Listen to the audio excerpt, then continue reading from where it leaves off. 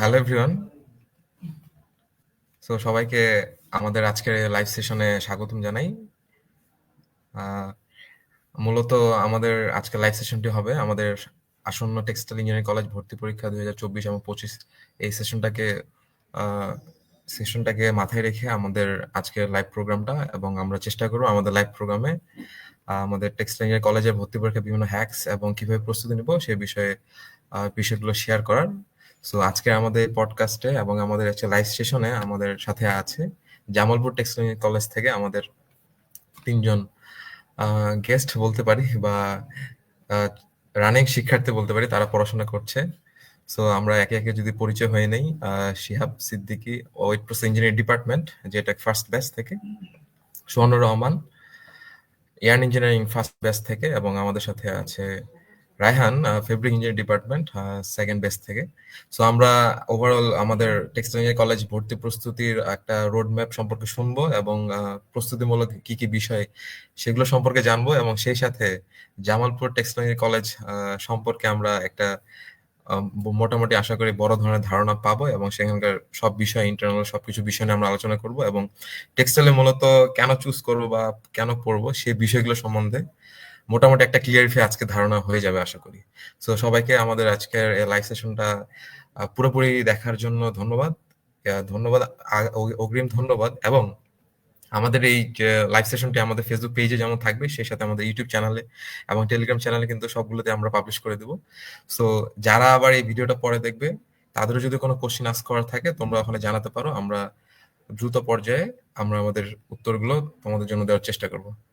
আমরা শুরু করতে যাচ্ছি আমাদের আজকের এই লাইভ সেশনটি।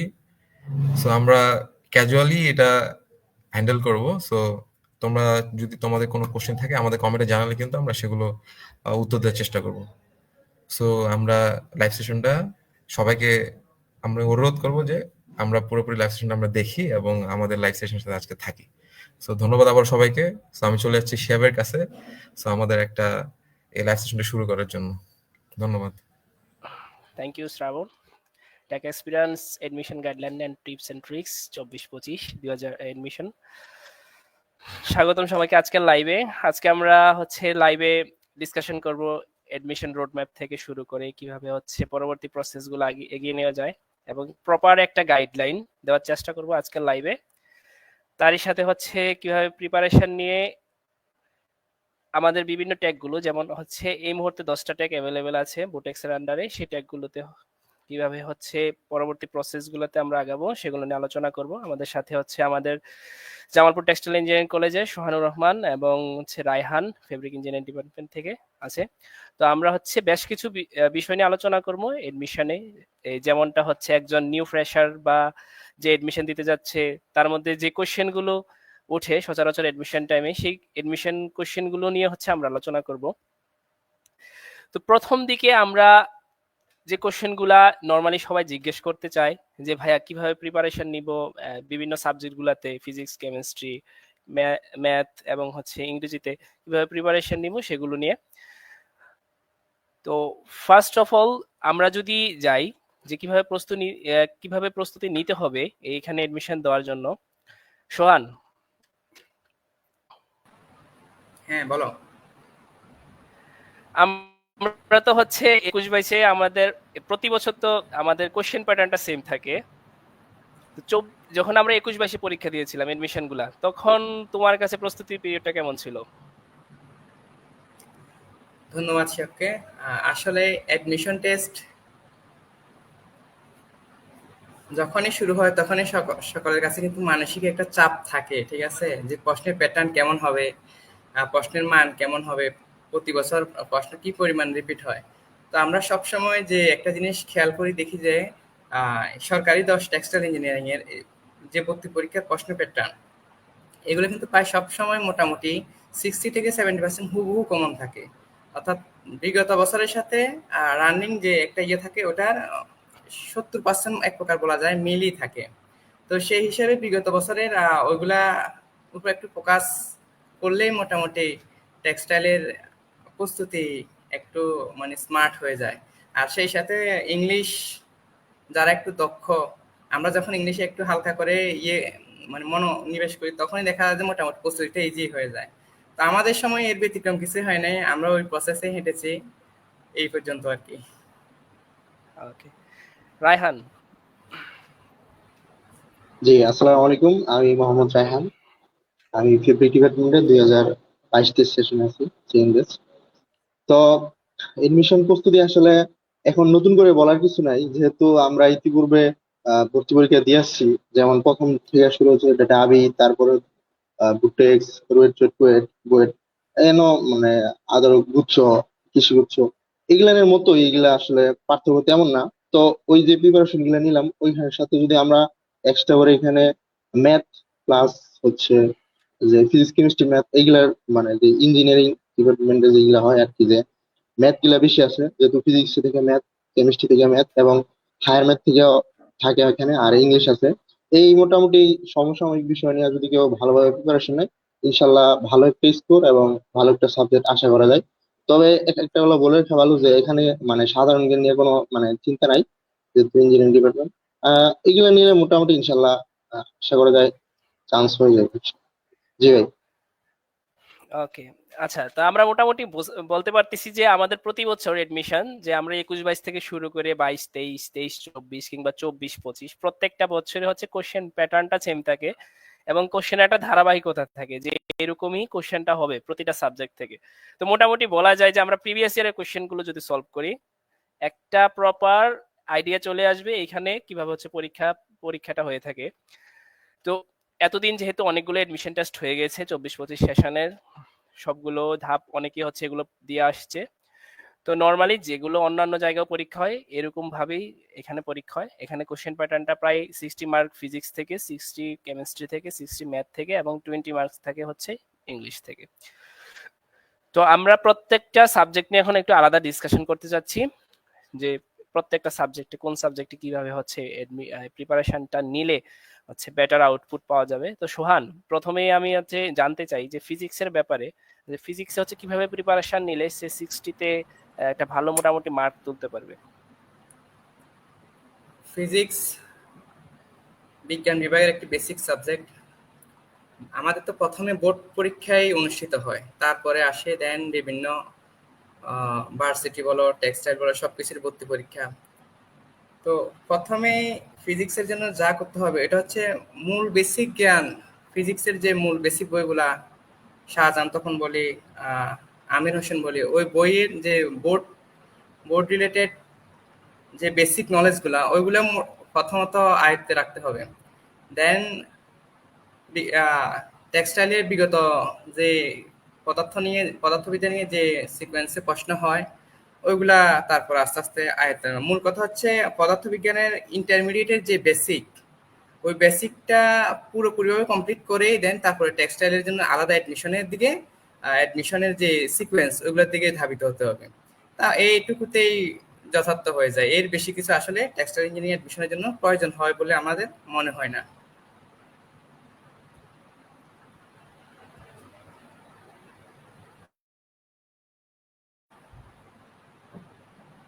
সরি, শিহাব, রায়হান। সে ভাই মিউট রাখা অবস্থায় কথা বলতেছেন, শোনা ও আচ্ছা, মিউট হয়ে গেছিল মনে হয় চাপ লেগে। রায়হান, ফিজিক্স নিয়ে হচ্ছে তুমি তোমার ধারণাগুলো হচ্ছে বলো, যে কিভাবে প্রস্তুতি নেওয়া উচিত ফিজিক্স থেকে।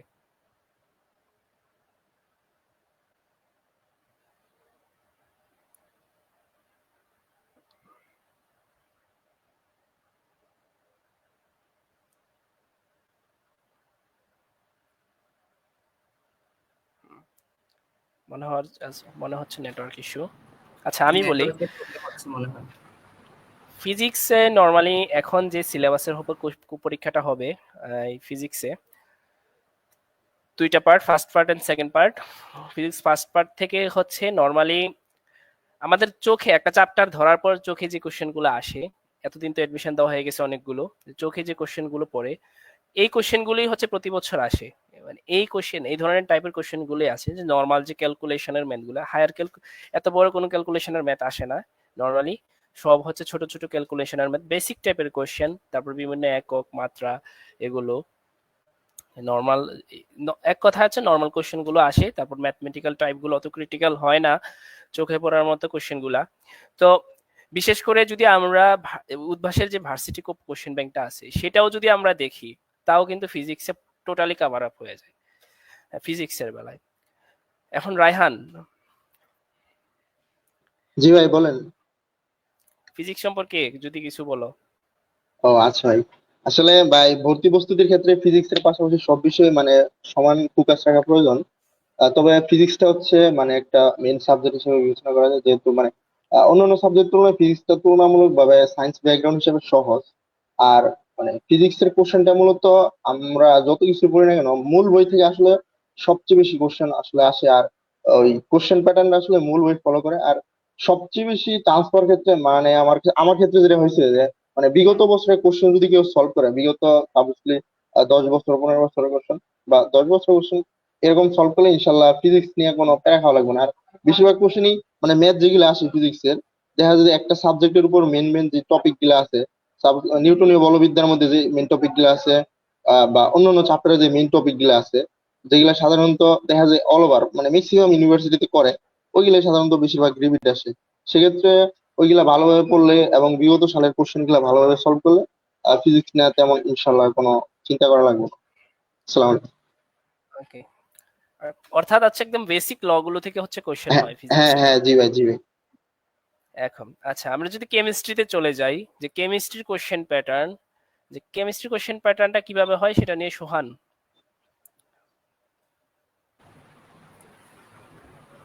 কেমিস্ট্রি নিয়ে আসলে আমাদের বিগত যে পরীক্ষাগুলো হয়েছে, টেক্সটাইল টেক্সটাইল এডমিশনে যে কোয়েশ্চেনগুলো হয়েছে, ওগুলোতে আসলে তেমন খুব একটা গুরুতর প্যাচ করে না। আর ম্যাথমেটিক্যাল রিলেশন তো তেমন থাকে না বললেই চলে। আহ, মানে বেসিক এবং মৌলিক কিছু থিওরির একদম শুরু থেকেই কেমিস্ট্রিতে প্রশ্নগুলো করা হয়। তো আর বিভিন্ন ইয়ের সংকেত, তারপরে তোমার ধরো ওই অনুপাত, এই বিভিন্ন টাইপের যে বেসিক লাইনগুলো আছে ওইগুলোই সরাসরি তুলে দেয়, বোর্ড বই থেকেই তুলে দেয়। ওইখানে যেহেতু ক্যালকুলেটর ব্যবহার করা যায় না, ওই হিসেবে ইজি ইজি কোয়েশ্চেনগুলাই করে। কেমিস্ট্রি নিয়ে খুব একটা মানে চাপ নিয়ে প্রিপারেশন নেওয়ার প্রয়োজন হয় না। মূল বইয়ের বোর্ডের যে কোয়েশ্চেনগুলা আর রিলেটেড যে বেসিক, ওইগুলা আয়ত্তে থাকলেই কেমিস্ট্রি মোটামুটি কভার হয়ে যায়। আচ্ছা আচ্ছা, রায়হান, কেমিস্ট্রি নিয়ে হচ্ছে প্রিপারেশন, কেমিস্ট্রি প্রিপারেশন নিয়ে তোমার অভিজ্ঞতা। ও আচ্ছা, কেমিস্ট্রি হচ্ছে ভাই ফিজিক্স এর পরে আসলে কেমিস্ট্রি। এটা হচ্ছে 30 মার্কের পরীক্ষা হয়, 30 মার্কে একটা কোশ্চেনে 2 করে, মানে টোটালে হচ্ছে 60 মার্ক। আর কেমিস্ট্রি ক্ষেত্রে বলতে গেলে যেহেতু ভাই বলছে যে মানে ক্যালকুলেটর ইউজ করা যায় না, সে মোতাবেক হচ্ছে ভাই ম্যাথ গিলা দেয়। যেহেতু ভাই এখানে একটা বিষয় লক্ষণীয় যে মানে আমাদের ম্যাথ গিলা যেগুলা দেয় দেখবেন ভাই যে বিগত বেশিরভাগ সালে যে পিএইচ এর যে ম্যাথ গিলা আছে যেগুলা মুখে মুখে করে ফেলা যায়, ওইগুলাই মূলত বেশি বেশি দেয়। আর হচ্ছে কিছু যে মানে একটা যৌগের সংকেত, ওই মানে নিচের কোনটি, বা কিছু মানে প্রাইমারি স্ট্যান্ডার্ড পদার্থ, সেকেন্ডারি স্ট্যান্ডার্ড পদার্থ, এইগুলা থাকে। মানে মিলে এভারেজে মানে ম্যাথ একটু কম থাকে, কিন্তু মানে এক কথায় আনসার দেওয়া যায়, সংক্ষিপ্ত প্রশ্ন এগুলা একটু বেশি থাকে। আর কেমিস্ট্রির ক্ষেত্রে বই হিসাবে ভাই যদি মানে যে মেন বই যেটা আছে ওইটা মানে ফলো করলে মানে সবচেয়ে বেশি মানে ভালো হয় কেমিস্ট্রির ক্ষেত্রে আর কি। এই ছিল ভাই। ওকে, তার মানে ফিজিক্স কেমিস্ট্রি হচ্ছে মেইন বই ফোকাস করা আসলে হ্যাঁ জরুরি হ্যাঁ ভাই, হ্যাঁ ফিজিক্স মেন কেমিস্ট্রি। বইয়ের মানে বিকল্প আসলে কিছুই নাই ভাই। মেইন বই অর্থাৎ যেগুলো চোখে পড়ার মতো কোশ্চেন গুলা, সেগুলো হচ্ছে হ্যাঁ একটা ভাই, হ্যাঁ চ্যাপ্টার ধরলে যেগুলো বোঝা যায় যে এই কোশ্চেন গুলো হ্যাঁ আসতে পারে হ্যাঁ সেগুলো। আসলে। আচ্ছা, এখন যদি আমরা হায়ার ম্যাথের প্রিপারেশন চলে যাই, আমরা জানি ম্যাক্সিমামের হচ্ছে এই ইঞ্জিনিয়ারিং তো হচ্ছে এডমিশন দিচ্ছে, কিন্তু ম্যাথের প্রিপারেশন খুবই বাজে থাকে, জি যার ভাই, কারণে হচ্ছে বিভিন্ন জি ভাই। জায়গায় চান্স পাওয়াটা অনেক টাফ হয়ে যায়। হুম, একদম ধরা বাঁধা এখানে যতগুলো পরীক্ষা দেয় ম্যাক্সিমামের হচ্ছে ম্যাথের বেসিক খুব খারাপ থাকে। হ্যাঁ তো হ্যাঁ। এখন আমি বলবো, জানতে চাচ্ছি হচ্ছে সোহানের কাছ থেকে যে ম্যাথের প্রিপারেশনটা আসলে কিভাবে নেওয়া উচিত। বিজ্ঞানের তো মূল ভিত্তিই ম্যাথ, ঠিক আছে, কিন্তু তারপরেও অনেকেরই ম্যাথ নিয়ে অনেক ধোঁয়াশা থাকে। ম্যাথের দুর্বলতা সবারই কম বেশ থাকে।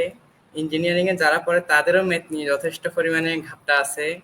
তো এটা সর্বসম্মতিক্রমে এটা একটু থাকবেই, এটা নিয়ে আহামরি খুব একটু সমস্যা হয় না। তবে টেক্সটাইলে যে ম্যাথগুলো আসে বিগত বছর আমরা যেগুলা ফলো করেছি, ওইগুলা খুব মানে মুখে মুখে হয়ে যায়, খুব একটা মানে একবার করে যায় না, ঠিক আছে।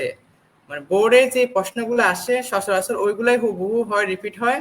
আর খুব একটা হুবহু রিপিট না হলেও আংশিক আংশিক পরিমার্জন পরিবর্তন করে ওইটুকু মুখে মুখে সমাধান করে ফেলা যায়। আর যেহেতু টেক্সটাইলে পড়তেছে আর ম্যাথে বিশাল একটা মার্ক প্রায় 60 মার্ক ম্যাথেই থাকে, তো ম্যাথের প্রিপারেশনটা মোটামুটি ফিজিক্স আর কেমিস্ট্রির মতো একটু নিতেই হয়, কারণ যেহেতু 60 মার্ক মিস হয়ে গেলে তো মোটামুটি চান্স থেকে এক প্রকার সরেই যায়। অনেকটাই। আর প্রস্তুতির জন্য বিশেষভাবে যে আমরা ইন্টারমিডিয়েটে যে বইগুলো পড়ি ওই বইয়ের শেষে যে নৈতিকগুলো আছে, বিভিন্ন ভার্সিটির যে নৈতিকগুলো সচরাচর আসে, রিপিট হয়। আর এই যে আমাদের টেক্সটাইল কলেজের যে ভর্তি পরীক্ষায় বিগত যে নৈতিকগুলো এসেছে ওইগুলো মোটামুটি পড়া রাখলে একটা ধারণা চলে আসে, ওইগুলোর মধ্যে থেকে এই কনসেপ্ট ক্লিয়ার হয়ে যাবে, ওইগুলোর মধ্যে থাকলেই মোটামুটি ম্যাথ নিয়ে খুব একটা ঝামেলায় পড়তে হয় না। আচ্ছা, এইটুকুই শিহাব। আমি আমার প্রিপারেশনের সময় আমি যে জিনিসটা লক্ষ্য করছিলাম যে হচ্ছে চট্টগ্রাম ইউনিভার্সিটির ম্যাথ কোশ্চেন প্যাটার্নের সাথে আমাদের টেক্সটাইল এডমিশন কোশ্চেন প্যাটার্নটা অনেকটাই মিল, একদম ম্যাথ কোশ্চেন প্যাটার্ন হ্যাঁ, এরা ভাই অ্যাকচুয়ালি একটা সত্য কথা, মানে ওটার সাথে আমাদেরটা অনেকটাই মিল। তো আমাদেরটা মানে অনেকটাই তুলনামূলক মিল। আমার কাছে বেশি সহজ মনে হয়, মানে সহজ মানে রাফ করার মতো অনেকটা হ্যাঁ, জায়গা থাকে মানে পাশ দিয়ে। আর ওটাতে দেখা যায় যে মানে প্রশ্ন এরকম দেয় যে পাশে লেখার মতো জায়গা তেমন একটা থাকে না, কিন্তু আমাদের এখানে অনেকটা জায়গা থাকে যে তাইলে আশেপাশে দিয়ে রাফ করা যেতে পারে। হ্যাঁ, এটা মানে খুবই গুচ্ছ একটা ভালো একটা এডমিশন দিক। টেস্টে তো আমরা হচ্ছে কোশ্চেন প্যাটার্নে মানে কোশ্চেনের মধ্যে ফাঁক কোনো স্পেসই পাই না হচ্ছে কোনো কিছু নোট ডাউন হ্যাঁ করার হ্যাঁ হ্যাঁ বা হচ্ছে করার। তো এখানে থাকে আর একটা জিনিস হচ্ছে কি প্রতি বছর প্রায় সেম টাইপ থেকে কোশ্চেন হয়, এটা হ্যাঁ একটা ভাই মজার হ্যাঁ জিনিস। ম্যাথে হ্যাঁ ম্যাথে হচ্ছে কমন টাইপ গুলা থেকে কোশ্চেনই হয়, এই চট্টগ্রাম ভাই। বিশ্ববিদ্যালয়ের ক্ষেত্রেও হয়, এখানেও হয়। আমার ক্ষেত্রে হয়েছিল কি, আমি যখন মানে পরীক্ষা দিছি মানে গোপালগঞ্জ, এখন গোপালগঞ্জ টেক্সটাইল ইঞ্জিনিয়ারিং কলেজ ওইখানে, যে আমার একটা মনে আছে যে মানে একই কোশ্চেন দেখা যায় দুইবার আসছে ওই সালের টাইম, মানে 2022-23 সেশন একই কোশ্চেন মানে ম্যাথ, দুইটার কোশ্চেন কিন্তু সেম কোশ্চেন, আনসার একই। মানে আমি স্যারকে বললাম, পরে স্যার বলছে আচ্ছা সমস্যা নেই, যেহেতু দুইটা আছে দিয়ে দাও, মানে অ্যান্সারও একই এরকম। যদি এই কোশ্চেনটা নেওয়া যায় তাহলে দেখা যাবে যে একই কোশ্চেন আছে ম্যাথের মধ্যে। তবে হ্যাঁ, দেখা যায় যে এখানে ম্যাথের 4টা ক্ষেত্রে মার্ক আমরা বেশি হিসাব। আমরা ম্যাথের ক্ষেত্রে অনেকটা রিপিট দেখি, টাইপ রিপিটের সাথে কোশ্চেন রিপিটও দেখি প্রায়। সো আমরা যেটা সবচেয়ে বেশি কোশ্চেন হয় মানে এই সাবজেক্ট এডমিশনের মধ্যে সবচেয়ে বেশি কোশ্চেন করেছে ইংরেজি নিয়ে, যে ভাই ইংরেজিতে কিভাবে প্রিপারেশন নিব। হ্যাঁ, ম্যাথ তো থাকেই, ল্যাকিংস থাকে ম্যাথে, তার পাশাপাশি ইংরেজিতে ল্যাকিংস থাকে প্রচুর, যে ভাই কিভাবে নিব। অনেকে বলে যে ভাই বোটেক্সের কোশ্চেন ফলো করো, কেউ বলে এক্স কোশ্চেন ফলো করো। তো সোহান, আমি জানতে চাচ্ছি হচ্ছে ইংরেজিতে আসলে কিভাবে, এখানে যেহেতু 20 মার্কস, এখানে ফিজিক্স কেমিস্ট্রি ম্যাথ সবাই হচ্ছে পড়ে আসতেছে, তো দেখা যায় ইংরেজির বেসিকটা অনেকের কাছে ভেরি করে, কার কিরকম ফান্ডামেন্টাল হচ্ছে নলেজ আছে। তো তোমার কাছে মনে হয় যে এই যে 20 মার্কসটা অনেকটা হচ্ছে অনেকের র্যাঙ্কিং ভেরি করায় দেয়, কিন্তু এই 20 মার্কসে কিভাবে পড়লে হচ্ছে এই 20 মার্কসের সর্বোচ্চটা নেওয়া যায়? ইংরেজি ইংরেজিতে যেহেতু আমাদের মার্কটা খুব একটা বেশি না, 20 মার্ক মাত্র, ঠিক আছে। আমাদের মূলত টেক্সটাইলের চান্সটা ফিজিক্স কেমিস্ট্রি ম্যাথের আনসার করার উপর ডিপেন্ড করে, কিন্তু চান্সটা মোটামুটি এক প্রকার হয়ে যায়। তো ইংলিশে অনেকেরই থাকে ল্যাক অফ নলেজ, অনেকেরই থাকে, ইংলিশ নিয়ে অনেকে ভয়ও পায়, ইংলিশ আর ম্যাথের জন্য অনেকেই এখানে অ্যাপ্লিকেশনও করতে চায় না, এরকমও শোনা যায়। তো সেই হিসেবে ইংলিশে কিন্তু খুব একটা প্রশ্ন হার্ড করে না, খুব একটা প্রশ্ন হার্ড করে না। নর্মাল ভয়েসে নর্মাল ইংলিশের যে বেসিক গুলো আছে ওইখান থেকেই কোশ্চেন করে ফেলে। মানে ইংলিশ শুনলে সবাই ভাবে যে ইংলিশে একবারে কোর থেকে প্রশ্ন করবে না, এইরকম আসলে কিন্তু ওইরকম না। প্রত্যেক বছরই ওই একই সিকোয়েন্সে প্রশ্ন হয়ে থাকে। আর মানে সহজ সহজ প্রশ্ন করে, যেগুলো সচরাচর সবাই একটু কয়েকদিন প্র্যাকটিস করলেই পারা যায়, ওই টাইপেরই কোয়েশ্চেন হয়। আর ইংলিশের সবচেয়ে একটা ইয়ে হচ্ছে কি, ইংলিশে যদি মানে খুব একটা কমন নাও করে ওইগুলো আনসার না করাটাই বেটার হয়।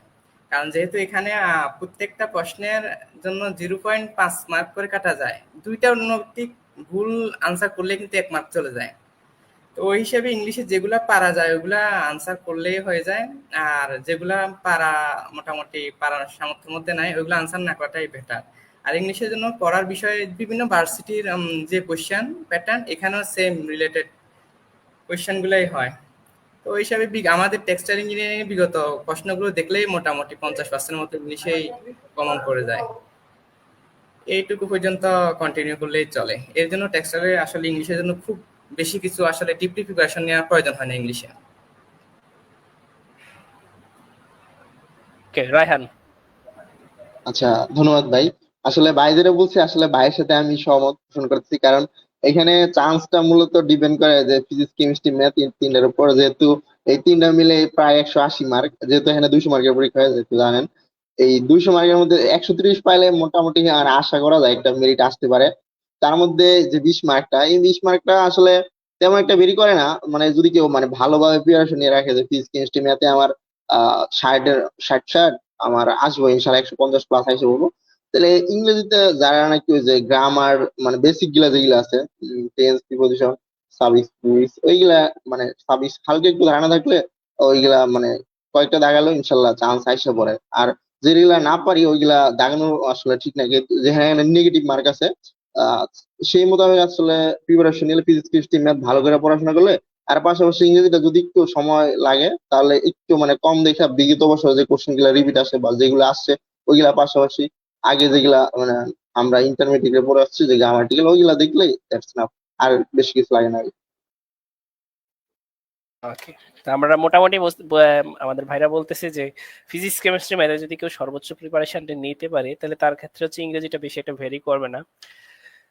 তবে মোটামুটি এটা বলা যায় যে যদি ফিজিক্স আরো যদি কোনো একটা সাবজেক্টের লেকিংস থাকে তাকে কিন্তু ব্যাকআপ দিতে হবে ইংরেজিতে অবশ্যই। হ্যাঁ, অনেকে দেখা যায় যে ফিজিক্সে ভালো, কেমিস্ট্রিতে ভালো, বাট ম্যাথে ভালো না। অনেকে আবার কেমিস্ট্রিতে হচ্ছে দেখা যায় জৈব যৌগ চ্যাপ্টারটা পড়ে নাই বা সেকেন্ড পেপারটা ভালো করে পড়ে নাই, তার ক্ষেত্রে কিন্তু অবশ্যই ব্যাকআপ একটা রাখতে হবে। তো যেহেতু বললো যে আমাদের মোটামুটি 130 পাওয়া 200-র মধ্যে হচ্ছে একটা সেফ জোন, তো সেক্ষেত্রে দুইটা সাবজেক্ট যদি কেউ অন্তত ভালো করে পড়ে আমার মনে হয় যে সে বাকিগুলো থেকে সে কিন্তু উঠে যাবে মোটামুটি। তো ইংরেজি যে ফান্ডামেন্টাল যে বেসিক গুলো আছে সেই ক্লাস 6 থেকে যে পড়ে আসতেছে ফান্ডামেন্টাল বেসিক গুলো, এগুলো থেকেও কিন্তু কোশ্চেন হয় এবং সব ভার্সিটিতে আমি দেখে আসছি মোটামুটি ইংলিশে কিন্তু এই ধরনের কোশ্চেন গুলোই হয়ে থাকে। তো সুতরাং আমরা মোটামুটি বলতে পারি যে 4টা সাবজেক্টের মধ্যে মোটামুটি এই ধরনের প্রিপারেশন গুলো আমরা নেই। আমরা যদি মেইন বইটা ফলো করি প্লাস ইংলিশ সাথে হচ্ছে ফান্ডামেন্টাল বেসিকটা যদি থাকে আমরা একটা ভালো প্রিপারেশন নিতে পারবো পরীক্ষায়। তো আমরা আসলে জানতে চাই সোহান এবং রায়হানের কাছে যে কোন রিসোর্স থেকে হচ্ছে পড়া উচিত এই এডমিশনের পড়ার, মানে এডমিশনের হচ্ছে একটা গাইডলাইন পাওয়ার জন্য অফলাইনে কোন রিসোর্সটা ফলো করা উচিত, কোন বুক বা কিছু একটা। সোহান।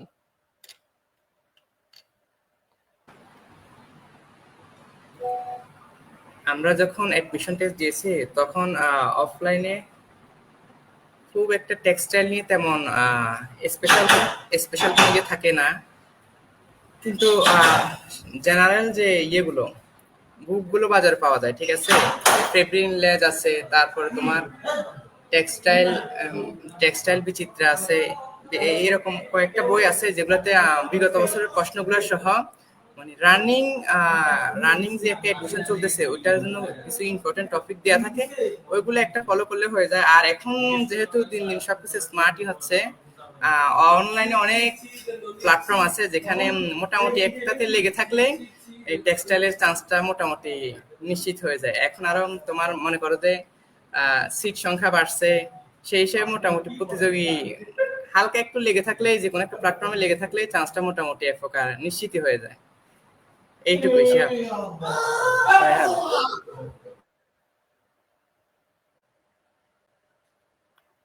রায়হান।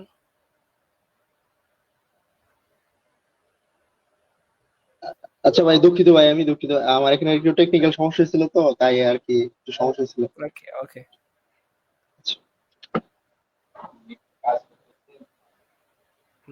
কোন রিসোর্স ফলো করা উচিত, বই বা এরকম কিছু?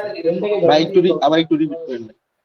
আচ্ছা, মানে এমন কোন রিসোর্স হচ্ছে ফলো করব অফলাইনে যেটা দিয়ে হচ্ছে ভালো একটা আউটপুট পাওয়া যাবে এডমিশনে, বই হইতে পারে? আচ্ছা ভাই, মানে এইখানে আসলে মানে যত বেশি আমরা এক্সাম দিতে পারবো, মানে আমরা যেহেতু আগে প্রিপারেশন নিচ্ছি, এখন শুধু যত পরিমাণে আমরা পরীক্ষা দিতে পারবো ততই আমাদের জন্য ভালো। আমাদের আমাদের স্কিল, আমরা আমাদের পজিশন কেমন আসতেছে বা আমি এই মানে কেমন আসতেছে, অনেকের সাথে পরীক্ষা দিতে পারলে এটা আসলে বোঝা যায়, যে উপলব্ধি করা যায় যে পজিশনটা কেমন। এই ক্ষেত্রে আসলে ঘরে বসে নিজে নিজে একটা পরীক্ষা দিলে তেমন একটা মানে হয়তো দেখা যাবে, কিন্তু আসলে যে রেঞ্জটা, যে অনেকের সাথে পরীক্ষা দিলে বোঝা যেতে পারে যে আমার পজিশনটা কেমন। সেই মতো আগে আমি মনে করি যে এই কোন একটা কোচিং বা কোন একটা অনলাইন প্ল্যাটফর্মে ওই ভর্তি হইয়া, এখানে তো বেশি টাকা লাগে না, বা ওইখানে ভর্তি হওয়ার পরে দেখা যায় যে মানে ওইখানে যে পরীক্ষাটা হয় ওইখানে দিলে ওটা আসলে যে মেরিটটা প্রকাশ করে ওইখানে আশা করা যায় যে আমার পজিশন যদি ভালো একটা জায়গায় থাকে তাহলে মানে ভালো একটা কিছু আসতে পারে। এটাই ভাই আর কি। এই আচ্ছা ক্ষেত্রে আমি মনে করবো যে ভাই যে যে টেক এক্সপিরিয়েন্স আছে এটার মধ্যে ভর্তি হলে সবচেয়ে বেশি বেটার হয় আর কি। যে ওইখানে যেহেতু পরীক্ষা নেয় ভাইরা আসলে আমাদের টেক্সটাইল ইঞ্জিনিয়ারিং কলেজগুলোতে যে স্ট্যান্ডার্ড কোশ্চেন গুলো আছে ওই স্ট্যান্ডার্ডের ভাইরা মানে এক্সাম গুলো নিয়ে থাকে। এর ফলে দেখা যায় কি আমরা ওই যে একটা সিকোয়েন্সে পরীক্ষা দিতে দিতে আস্তে আস্তে অভ্যাস হয়ে যায়। পরে দেখা যায় যে আমরা যখন একদম ফাইনাল পরীক্ষাতে বসবো তখন আমাদের এত একটা চাপ নেওয়া লাগবে না। তখন আমরা ইনশাল্লাহ ভালো কিছু করতে পারবো। ওকে। তো আমরা মোটামুটি জানতে পারলাম যে কিভাবে হচ্ছে কি রিসোর্স ফলো করা উচিত আমাদের এডমিশনে ভালো করার জন্য। তো বেসিক্যালি এখানে দুইটা কথা চলে আসছে যে প্রথমটা হচ্ছে আমরা যে কোনো একটা বই ফলো করতে পারি, সেটা হইতে পারে টেক্সটাইল বিচিত্রা কিংবা হচ্ছে ফেব্রি নলেজ। তার সাথে আমরা রায়হান যে কথাটা বললো সেটা হচ্ছে অনেকটা গুরুত্বপূর্ণ। সেটা হচ্ছে যত বেশি আমরা মডেল টেস্ট দিতে পারবো তত বেশি হচ্ছে আমাদের নিজেদের হচ্ছে অবস্থানটা আমরা ক্লিয়ার করতে পারবো। সেক্ষেত্রে হচ্ছে আমাদের টেক্সটাইল এক্সপিরিয়েন্স এই প্রায় ৩-৪ বছর যাবত হচ্ছে কাজ করে আসছে। এডমিশন স্ট্যান্ডার্ড কোশ্চেন গুলা, অর্থাৎ আমাদের এখানে এফিলিয়েটেড কলেজে যে ধরনের স্ট্যান্ডার্ডের কোশ্চেন হয় সেগুলোর জন্য যে ধরনের কোশ্চেন আছে সেই প্যাটার্ন অনুযায়ী হচ্ছে মডেল টেস্ট হচ্ছে আয়োজন করে, ফ্রি কিংবা হচ্ছে পেইড। তো তোমরা চাইলে এইখানে অথবা অন্যান্য যে কোনো প্ল্যাটফর্মে এই মডেল টেস্ট দিয়ে নিজের অবস্থানটা দেখতে পারো, তার সাথে হচ্ছে একটা যে কোনো বই ফলো করতে পারো, বা এখন আমরা অনলাইনে পিডিএফ ভার্সন অনেকে অ্যাভেলেবেল পিডিএফ ভার্সনটা। তো তোমরা সেখান থেকেও চাইলে প্রিভিয়াস ইয়ারের কোশ্চেনগুলো দেখে প্রস্তুতি নিতে পারো। আর একটা ব্যাপার হচ্ছে কি এই টাইমে যেহেতু এই এডমিশন গুলো লাস্টের দিকে হয়, এগ্রিকালচার কিংবা হচ্ছে গুচ্ছ বা এফিলিয়েটেড কলেজের এক্সাম গুলা বোটেক্সের, তো এক্ষেত্রে মানসিক যে আমি কোথাও চান্স পাই না এগুলা নিয়ে মানসিক টেনশন বা চাপ নেওয়ার কিছু নাই। এগুলা হয়, এগুলা যেহেতু আমরা অনেকগুলা এডমিশন কভার করে চলে আসে এতটুকু পর্যন্ত, দেখা যায় অনেকেরই চান্স হয় না বা অনেক ওয়েটিং এ থাকে।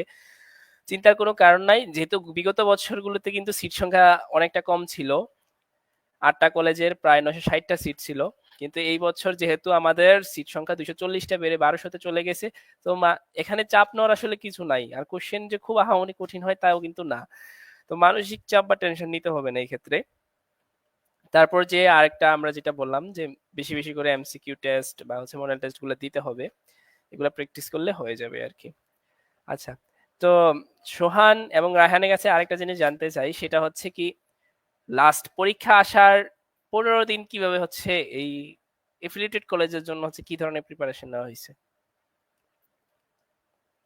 লাস্ট 15 দিন? অ্যাডমিশন যখন শুরু হয় বোর্ড পরীক্ষার পরে, ইন্টারমিডিয়েটে বোর্ড পরীক্ষার পরে অ্যাডমিশন যখন শুরু হয়, আমরা সবাই মোটামুটি সব জায়গায় অ্যাপ্লিকেশন করি, পরীক্ষা দিই। মোটামুটি নিজের অবস্থানটা একটা যাচাই হয়ে যায়, ঠিক আছে? তো সেই হিসেবে টেক্সটাইল ইঞ্জিনিয়ারিং কলেজ এবং এগ্রিকালচারের পরীক্ষাগুলো সবার শেষে হয়। এই দুটাই সবার শেষ সুযোগ থাকে নিজেকে পাবলিকেন করে নেওয়া।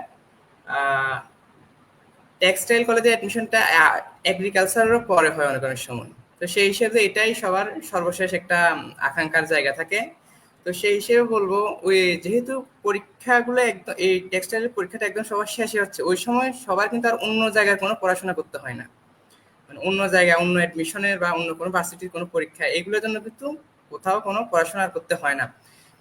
এই তোমার অ্যাডমিশন টেস্টের জন্য প্রিপারেশনের শুরু থেকে যে বেসিকগুলা মোটামুটি মাথায় থাকে, শেষে এসে ওইগুলাকে জাস্ট একটু রিপিট করে রিভিশন এর মধ্যে থাকলেই হয়ে যায়। শেষ 15 দিনের যদি স্পেশাল যদি কিছু বলতে হয়, ওই 15 দিনে শুধু আমি বলবো যে মানে বেসিক থেকে শুরু করে যেগুলো প্রথম থেকে পড়েছে মানে আমাদের এই রিলেটেড প্রশ্নগুলো সহ বারবার শুধু রিভিশন এগুলোর মধ্যেই থাকতে হবে। নতুন কিছু এখানে আর শেখার কোনো জায়গা নেই। শেষ 15 দিনে আগে যেগুলো পড়েছে ওইগুলাই বারবার রিভিশন দেবে, এর মাধ্যমে মোটামুটি হয়ে যাবে আশা করি ইনশাল্লাহ। হ্যাঁ শিহাব, রায়হান। এটুকুই। আচ্ছা, ধন্যবাদ ভাই আপনাকে।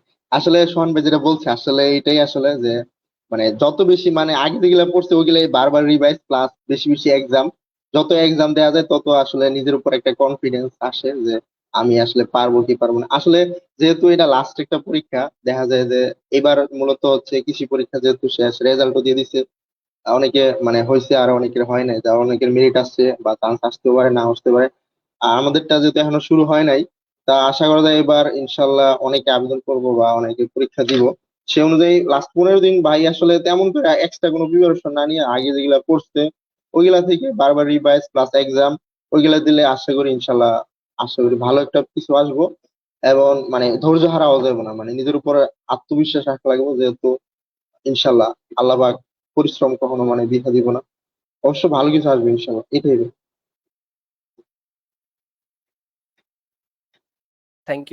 Thank you Raihan. তো মোটামুটি বোঝা গেল যে আমরা লাস্ট 15 দিন হচ্ছে কিভাবে প্রিপারেশন নেওয়া উচিত। তো সোহান এবং রায়হানের কাছে আরেকটা কোশ্চেন জানতে চাই, সেটা হচ্ছে আমরা ভুল করছি বা নিজেরা ভুল করা হয়েছে এমন কোনো হচ্ছে ভুল যেটা এড়িয়ে চলা উচিত নতুনদের? সোহান, আমি যে তুমি যখন এমন ভুল করছো যেটা হচ্ছে এডমিশনে হ্যাঁ, এড়িয়ে চলা উচিত। আমি এর আগেও একবার বলেছি, এখানে প্রশ্নগুলো কিন্তু মান অনেক বেশি, অর্থাৎ প্রত্যেকটা প্রশ্নের জন্য 2 মার্ক করে থাকে। তো 2 মার্ক যদি আমি যেটা প্রপারলি জানি ওটা যদি আনসার করি, বৃত্ত বরাটটা করে ফেলি, 2 মার্ক কিন্তু আমার আয়ত্তে চলে আসলো। কিন্তু কোনো ক্রমে যদি আহ, ভুলটা দাগিয়ে দিই তাহলে কিন্তু 0.5 করে চলে গেল। তো এরকম দুটা দুটা করে চলে গেলে 1 মার্ক করে নিজের হাত থেকে মিস হয়ে গেল। তো সবচাইতে বেশি যে পরীক্ষাটা যেহেতু সবার শেষে, সবার কাছে কিন্তু একটা উত্তেজনা কাজ করে যে শেষ পরীক্ষা আমার, আর কোনো কিন্তু এই বছরের জন্য আর কোথাও কিন্তু কোনো ভর্তি পরীক্ষা নেই। তো একটা উত্তেজনা কাজ করে, উত্তেজনা কিন্তু সবগুলো তারা আনসার করে ফেলেন। ইভেন আমিও প্রায় 90টার উপরে আনসার করে ফেলছি। এটা হচ্ছে সবচাইতে একটা বড় ভুল। আসলে যেগুলা প্রপারলি জানে ওইগুলার বাইরে হাতই দেওয়া উচিত না।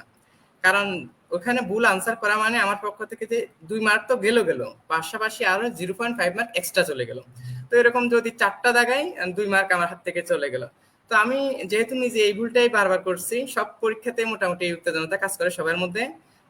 যে তাড়াহুড়া, আমি হয়তো কম দাগাইছি, চান্স নাও হতে পারে, এই আমার পাশের জন বেশি দাগায় ফেলছে, এ তো চান্স হয়ে গেল রে।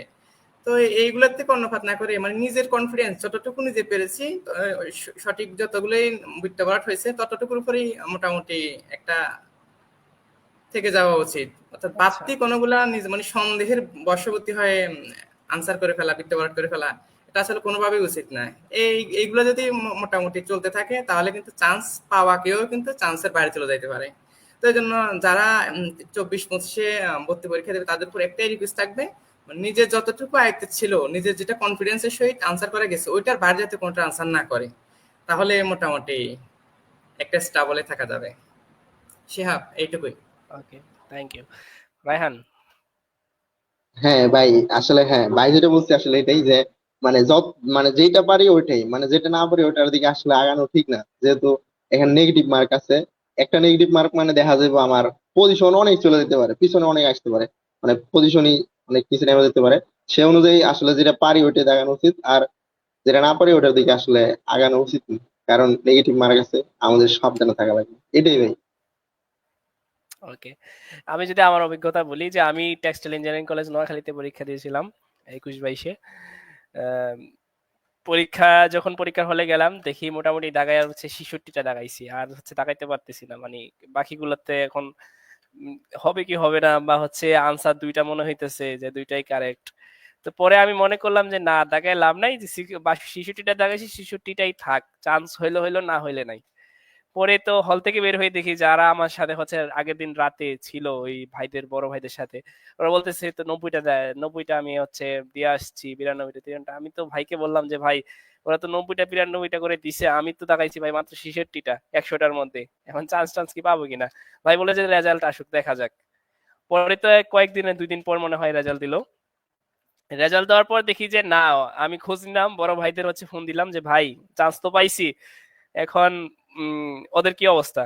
এখন ও বলতেছে যে আমার কাছে যারা ছিল এর মধ্যে তুই চান্স পাইলি, আর কেউ তো এখন হচ্ছে বাকিদের কোনো খোঁজ পাই না, খোঁজ টোজ পাইলাম না। তো এই হচ্ছে অবস্থা, যে যতটা জানা যায় অতটাই আর কি।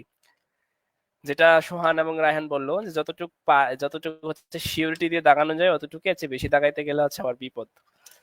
তো আরেকটা জিনিস হচ্ছে কি, এই এডমিশন যখন টেক্সটাইলে এডমিশন দিতে চাই, সেটা হচ্ছে অনেকে ডিমোটিভেট করে, যে কেন টেক্সটাইল ইন্ডাস্ট্রি যাচ্ছি। যে নর্মালি যেটা আমরা হচ্ছে ছোটবেলা থেকে শুনি, যে ওই বাড়িতে ওই একজন গার্মেন্টস এ চাকরি করতেছে, দিন আনে দিন খায়, এরকম।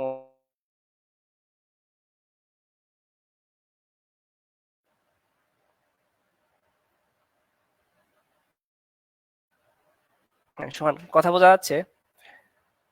আমার মনে হয় কোনো হ্যাঁ একটা জি ভাই, প্রবলেম। এখন শোনা হ্যালো। যেতেছে। হ্যাঁ, আমি এখন শোনা যাচ্ছে কি টেক্সটাইলে ওকে। কেমন প্রশ্নটা একটু আবার করো, আমার এখানে মনে টেকনিক্যাল একটু প্রবলেম ছিল। আচ্ছা, না আমি ওইটা বলতেছিলাম যে অনেকে হচ্ছে এডমিশন দেওয়ার সময় ডিমোটিভেট করে যে কোথায় পরীক্ষা দিচ্ছ টেক্সটাইলে। সেটা বুটেক্সের বেলাও করে, এফিলিয়েটেড কলেজের বেলাও কিন্তু করে, তাই না?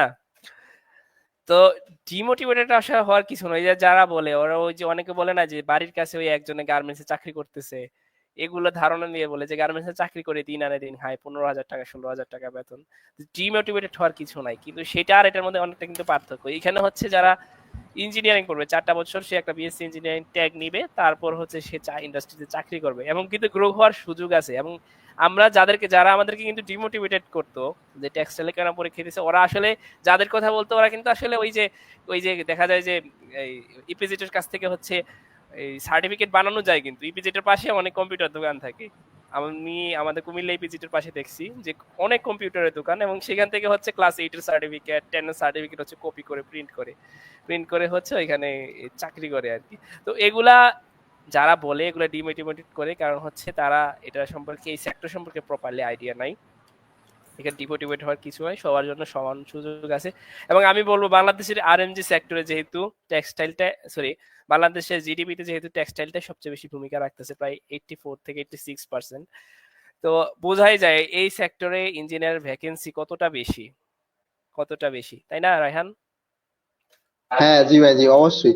আমি আমার ক্ষেত্রে বলি ভাই, আমি যখন মানে এখানে মানে প্রথম ফর্ম তুলতে আসি, তখন আমারও ভাই এরকম কথা বলছে যে এখানে ফর্ম তুলে কি হইব, এর চেয়ে ভালো ইউরোপ কান্ট্রি আছে, দেশের বাইরে চলে যাওয়া ভালো, এখানে 4 বছর পরে ভবিষ্যৎ কি হইব, মানে বিভিন্ন কথা, মানে চান্স পাওয়ার পরও এমনি এখন মানে যারা এখানে পড়তাছে, মানে আমার একটা কলিগ আছে, ও বলছে যে এই টেক্সটাইলে পড়া দরকার নাই, এখানে পড়ে ভাব ফিউচারে ভালো হবে না, এর চেয়ে ভালো ইউরোপে চলে যা, মানে ডিউটি অনেক কিছু, মানে অনেক কথা মানে এগুলা বলে আসলে। কিন্তু সত্যি আসলে কি মানে দেখা যায় যে একটা প্রাইভেট ইউনিভার্সিটি অথবা যে কোনো একটা শাখা থেকে যখন একটা ইঞ্জিনিয়ার বা একটা দক্ষ ডাক্তার বের হয়, তখন দেখা যায় যে মোটামুটি বাংলাদেশের মধ্যে এখন পর্যন্ত দেখা যায় যে টেক্সটাইল থেকে বের হওয়ার পরে কোন একটা স্টুডেন্ট বেকার আছে এরকম মানে আমার দেখা নাই আসলে। যে সে অনুযায়ী আমি মনে করি যারা এই সমস্ত ধারণা পোষণ করে তারা আসলে সত্যিটা জানে না আসলে যে এখানে মানে ফিউচারটা কি আসতে পারে। ওরা মনে করে যে গার্মেন্টস এর মতোই মনে হয় যে এখানে পড়াশোনা করে আবার চাকরি করা লাগবে, এটা মানে মানে ধারণা কোন লেভেলে যাইতে পারে আর কি, ভাই বুঝতে পারছি।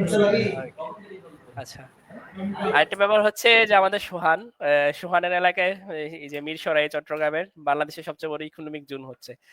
তো সোহান তো মোটামুটি বলা যাবে, চট্টগ্রাম যেহেতু একটা বন্দর এলাকা, বাংলাদেশের অন্যতম বড় একটা ইকোনমিক জোন বলি বা ইপিজেড বলি, চট্টগ্রামে অবস্থিত। তো সোহান, তোমার কাছে কি মনে হয় যে টেক্সটাইল ইঞ্জিনিয়ারিং এ কি গ্রো হওয়ার সুযোগটা কতটুকু, নিজেকে গ্রো করার?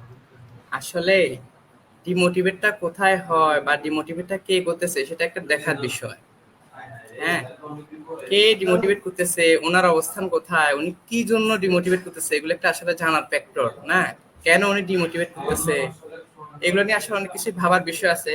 আমি যেটা বলবো, বাংলাদেশের 5টি মৌলিক অধিকার, শিক্ষা, চিকিৎসা, স্বাস্থ্য, বস্ত্র, বস্ত্রের জন্যই টেক্সটাইল ইঞ্জিনিয়ারিং কলেজগুলো বিশেষায়িত।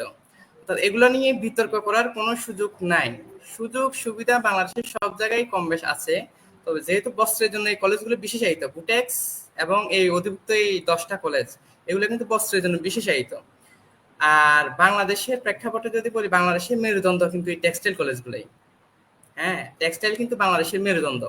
বাংলাদেশকে যদি বহির্বিশ্বের কোনো দেশ চিনে থাকে, মানে বাংলাদেশ নামে একটা কান্ট্রি আছে, যদি চিনে থাকে এই টেক্সটাইলের জন্য চিনে। বাংলাদেশের মানুষ সব পৃথিবীর যে সকল দেশ টেক্সটাইল নিয়ে করতেছে, তারা তো সারা পৃথিবীতে মূলত বস্ত্র নিয়ে রাজত্ব করতেছে না। তো আমাদের বাংলাদেশের অবস্থানটা কিন্তু যথেষ্টই ভালোই, ঠিক আছে। আর আমাদের বাংলাদেশে কিন্তু গ্রিন ফ্যাক্টরির সংখ্যা দিন দিন বাড়তেছে। এখন মনে হয় বাড়তেছে, হিউজ। মানে এই বছরে একটা জরিপে দেখলাম দ্বিতীয়তে বাংলাদেশের গুলাই আছে। তো ওই হিসেবে বাংলাদেশের চাকরির কথা তো বলাই যায় না। চাকরি তো এখান থেকে বের হলে যে কোনো জায়গায় চাকরি পাওয়াই যায়। বিএসসি যারা ইঞ্জিনিয়ার তাদের খুব একটা বেশি সময় বেকার থাকতে হয় না। অন্যান্য ভার্সিটি থেকে বের হয় যেরকম বছরের পর বছর পরীক্ষা দিতে হয়, ঘোরাঘুরি করতে হয় সিভি নিয়ে, টেক্সটাইল আসলে ওইরকম হয় না। বা ওইরকম হয়েছে এমন কেউ আমাদের চোখেও কিন্তু পড়ে নাই এখন পর্যন্ত, ঠিক আছে? যেহেতু আমরা এই তো মোটামুটি সর্বশেষ বেসগুলোর মধ্যেই চলতেছে, ঠিক আছে? আর আরো অনেক কিছু ফ্যাক্টর আছে টেক্সটাইল নিয়ে গ্রোথ করতে চাইলে, আসলে এটার লিমিটেশন বলতে কিছুই নেই। এখান থেকে যে কোনো সেক্টরে মোটামুটি মুভ যেমন করা যায়, এখানেও দীর্ঘস্থায়ী হলে লাইফে শাইন হতে খুব একটা বেশি সময় লাগে না, যদি দক্ষতা ও শ্রম যথাযথভাবে কাজে লাগে আর কি। ঠিক আছে শিহাব? আর বাংলাদেশে তুমি যেটা বললা চট্টগ্রাম তো দীর্ঘদিন থেকেই টেক্সটাইলের জন্য মোটামুটি এক প্রকার বিশেষায়িতা ছিল। এখন ইদানিং মিরসরাইতে যে বাংলাদেশের সবচেয়ে বড় অর্থনৈতিক অঞ্চল, ওইখানেও টেক্সটাইলের জন্য বিশেষভাবে মানে প্রস্তুত করা হচ্ছে এটাকে। এখন 2-3টা ফ্যাক্টরি হয়তো চালু হয়েছে, কিন্তু খুব রানিং যে বছরগুলো যাচ্ছে ওগুলোতে মনে হয় খুব দ্রুতই টেক্সটাইল নিয়ে মোটামুটি একটা নিশ্চয় ডেভেলপ হয়ে যাবে। ওইখানে প্রায় শুধু টেক্সটাইলের জন্যই 10 লক্ষ লোকের কর্মসংস্থানের এক কথা কি প্রকার ব্যবস্থা আছে। তো এখানে যেহেতু রায়হান কথা শোনা আমাদের যাচ্ছে? স্থানীয় বলতে চট্টগ্রাম, জি ভাই। কথা কি শোনা যাচ্ছে?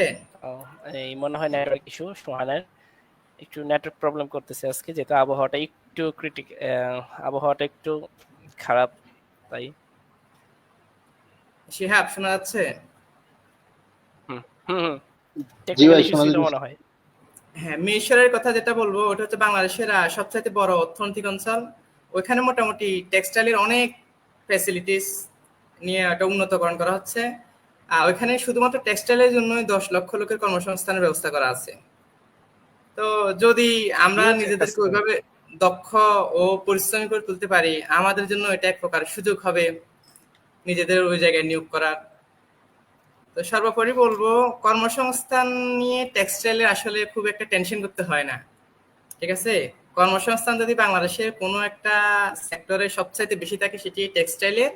আর কর্মসংস্থান যদি খুব তাড়াতাড়ি উন্নতি করা যায় সেটাও এই টেক্সটাইলের। সর্বোপরি টেক্সটাইল নিয়ে খুব একটা বিতর্ক আছে বলে আমার মনে হয় না। আর বিতর্ক একটু একটু সব সেক্টরে মোটামুটি আছে, ওইগুলো আমরা আত্মসমালোচনার মাধ্যমে ঠিক কোনো না কোনো ভাবে, সরকারি হোক বেসরকারি হোক, ওইগুলো সরকারি ভাবেই মানে পরিশুদ্ধ হয়ে যাবে। এইটুকুই শিহাব। ওকে, তো আরেকটা জিনিস অনেকে জানতে চাইছে টেক্সটাইল থেকে, যেহেতু ফিউচার সম্পর্কে জানতে চায় টেক্সটাইল ইঞ্জিনিয়ারিং, অনেকে হচ্ছে বলে যে এখান থেকে হায়ার স্টাডিজে যাওয়ার কিরকম সুযোগ আছে হায়ার স্টাডিজের। তো একটা জিনিস হচ্ছে কি, যখন বাইরে কেউ হায়ার স্টাডিজের জন্য যাইতে চায়, তো সেলফ ফান্ডিং স্কলারশিপ পাওয়া, সেলফ ফান্ডিং এ হচ্ছে যাওয়া তো অনেক টাফ ব্যাপার, প্রায় 20 লাখ টাকার মতো পড়ে যায়, বা তার চেয়েও বেশি পড়ে, কান্ট্রি ওয়াইজ ভেরি করে, 15 লাখ 20 লাখ। জার্মানি বাদে, জার্মানিতে যেহেতু হচ্ছে সেলফ টিউশন ফিটা নাই বেশি একটা, ল্যাঙ্গুয়েজ ব্যারিয়ার ক্রস করতে পারলে বা এম্বাসিটা হচ্ছে 2 বছর অপেক্ষা করতে পারলে জার্মানিতে ইজিলি যাওয়া যায়। কিন্তু অন্যান্য দেশ, জার্মানি বাদে হচ্ছে যেহেতু আমাদের টেক্সটাইলের জন্য অনেকগুলো পপুলার কান্ট্রি আছে, তো হায়ার স্টাডিজের জন্য সবচেয়ে বেশি গুরুত্বপূর্ণ একটা জিনিস হচ্ছে কি, যে পেপার আছে কিনা বা ফিল্ড এক্সপিরিয়েন্স কেমন। তো একটা প্রফেসর যখন একটা স্টুডেন্টকে নিতে চায়, সে অবশ্যই তার পেপার দেখতে চাবে, অথবা সে কি কাজ করছে বা তার এক্সপিরিয়েন্স দেখতে চাবে। যেহেতু টেক্সটাইল বেস থেকে কেউ হচ্ছে সে স্কলারশিপ নিতে চাইতেছে, যে একটা প্রফেসর অবশ্যই সে জানবে যে এই ওয়ার্ল্ডে যে এই সেক্টরটা কোন দেশে রিচ। তো অবশ্যই বাংলাদেশে আরএমজি সেক্টরটা যেহেতু ওয়ার্ল্ডে সেকেন্ড পজিশন লিড করে, সুতরাং এইটা কিন্তু একটা হিউজ একটা প্লাস পয়েন্ট, যে বাইরের দেশের যখন একটা প্রফেসর যখন দেখবে যে সে বাংলাদেশ থেকে টেক্সটাইলে হচ্ছে সে কোনো একটা কাজ করতে চাচ্ছে সেই প্রফেসরের সাথে, এবং সে বাংলাদেশ থেকে আছে, অবশ্যই তার জন্য একটা প্লাস পয়েন্ট কাজ করবে, যেহেতু এই সেক্টরটা রিচ, তার ফিল্ডে সে ভাববে যে তার ফিল্ড এক্সপিরিয়েন্সটা ভালো, যেহেতু এই দেশে সেক্টরটা অনেক স্ট্রং, তো সে ইজিলি ভাববে যে সেই প্রফেসর যে তার ফিল্ড এক্সপিরিয়েন্সটা অনেক ভালো। সেই দিক থেকে কিন্তু টেক্সটাইলে হিউজ একটা স্কোপ আছে এই এই আমাদের স্কলারশিপ পাওয়ার জন্য অন্যান্য দেশে, বিশেষ করে হচ্ছে ইউএসএ, জার্মানি, ইউকে এবং হচ্ছে ডেনমার্ক। তারপর কিছু দেশ আছে যেমন হচ্ছে বর্তমানে কিন্তু আমাদের মিডল ইস্টে প্রচুর দেশ স্কলারশিপ দিতেছে এই সেক্টরে। এই সেক্টরকে আমরা চাইলে মুভ করতে পারি, এবং সাথে হচ্ছে এশিয়ায় যদি সবচেয়ে বেশি বলি, এশিয়ার মধ্যে সবচেয়ে বেশি যায় হচ্ছে চায়না এবং জাপানে। তো এই হচ্ছে আমাদের হায়ার স্টাডিজের জন্য, এই সেক্টরটাও কিন্তু খুব একটা অনেকটাই রিচ আমাদের। আমরা সিটেক, পিটেক এবং টেকের অনেক ভাইকে দেখছি জার্মানিতে ফুল ফান্ড স্কলারশিপ পাইছে, ইউকে তে, ইউএসএ তে ফুল ফান্ড স্কলারশিপ পাইছে। তো যার কারণে কিন্তু আমরা বলতে পারি যে এই সেক্টরটায় কেউ চাইলে ইজিলি গ্রো করতে পারবে। আরেকটা ব্যাপার হচ্ছে কি, আমাদের দেশে যেহেতু আমাদের দেশে ইউনিভার্সিটি এডমিশন টাইমটাতে কিন্তু ট্যাগ নিয়ে অনেক মারামারি হয়, হ্যাঁ, তাই না? আমরা দেখি যে প্রত্যেকটা বছর এডমিশন টাইমে এই যে কিউএস ওয়ার্ল্ড র্যাঙ্কিং নিয়ে একটা ঝামেলা চলে, private university, public university, Dhaka university, BUET, এনএসইউর মধ্যে একটা ঝামেলা চলতে থাকে, তাই না সোহান? এটা প্রতি বছর।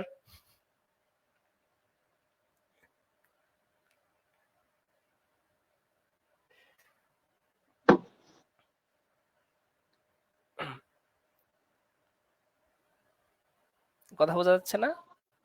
জি ভাই, শোনা যাইতেছে। হ্যাঁ, তো প্রতি বছর কিন্তু একটা ঝামেলা চলে ওয়ার্ল্ড র্যাঙ্কিং নিয়ে, QS world ranking, BUET, Dhaka university, NSU এবং ব্রাকের মধ্যে একটা ঝামেলা চলে, তাই না? তো বাইরের দেশে যখন কোনো প্রফেসর দেখে, সে কিন্তু দেখে না যে কলেজে পড়ছে না ইউনিভার্সিটিতে পড়ছে, সে দেখে তার ফিল্ড এক্সপিরিয়েন্স কেমন, তার হচ্ছে সে কিরকম কাজ করছে। এখন ধরো যে বাংলাদেশের, আমি যদি বলি এই সেক্টর হচ্ছে, আমার তো মনে হয় না এই বাংলাদেশে এই সেক্টর হচ্ছে ভালো ফিল্ড এক্সপিরিয়েন্স কেউ পাবে কোনো সেক্টরে, কি বলো? উম, জি ভাই, যে একটা কথা আমি এখানে একটু শেয়ার করি যে কিছুদিন আগে হয়তো দেখছেন যে আমাদের বুটেক্স এর একটা ভাই ওই যে টেসলাতে গেছে আর কি। আবার বুটেক্স হুম থেকে হুম অনেকে বিসিএস এ যাইতেছে, আবার অনেকেই ভাই নাসাতেও আছে, আপনি জানেন কি জানেন, ও কিন্তু টেক্সটাইল হুম ইঞ্জিনিয়ার, হুম, বুঝতে পারছেন? আছে। তাহলে দেখা যাচ্ছে কিন্তু অনেক ভালো ভালো জায়গাতে আছে। তার মানে এখান থেকে ভালো কিছু করা সম্ভব, বা দেশের বাইরে যদি কেউ যাইতে চায়, তার যদি সেরকম ক্যাপাবিলিটি থাকে বা দক্ষতা থাকে, তাহলে এখান থেকে ভালো কিছু করা অবশ্যই সম্ভব। শুধু একটু চেষ্টা বা একটু ভালো করে স্টাডি করলেই ইনশাল্লাহ ভালো কিছু আসবে। ওকে। এই আরেকটা কোশ্চেন নরমালি আসে যে এখানে এডমিশনে চান্স পাওয়ার পর কোন ডিপার্টমেন্টটা চুজ করা উচিত? তো এখানে নরমালি সোহান, এর ডিপার্টমেন্ট সম্পর্কে যদি বলতে চাও।